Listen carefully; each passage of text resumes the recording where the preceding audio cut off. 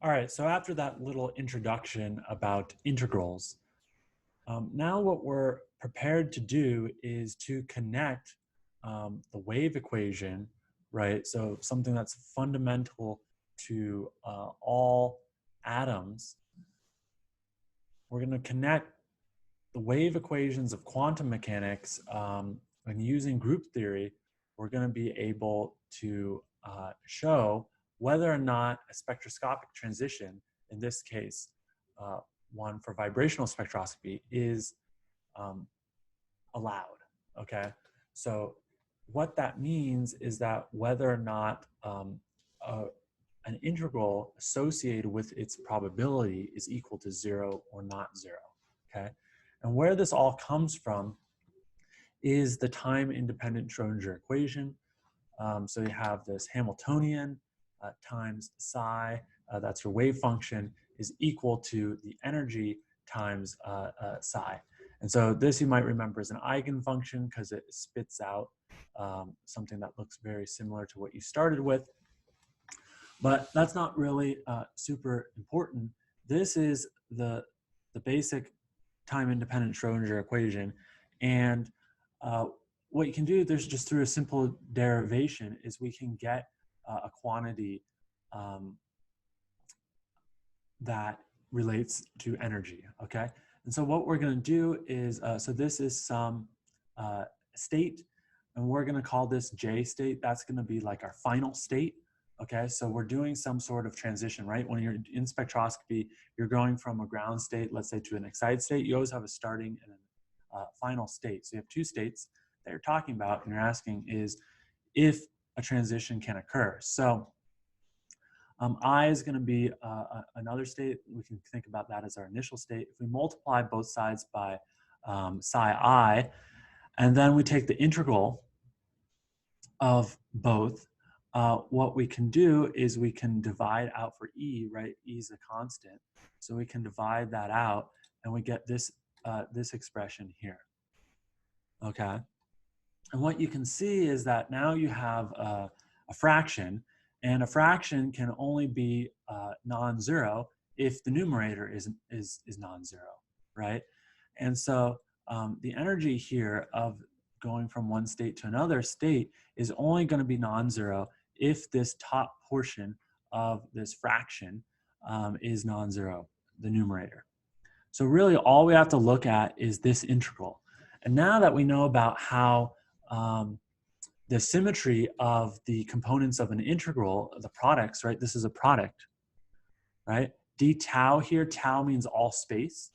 Tau is all space. So this, in our case, is some symmetry space, right? But we know that we have three components here.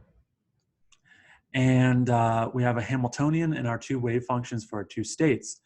And we know that the energy, from what we learned about odd functions and all that in the last video, that the energy is only going to be non-zero. This term, in other words, this integral, is only going to be non-zero if psi I and psi j contains the same symmetry as H. And why is that? That's connecting something we learned from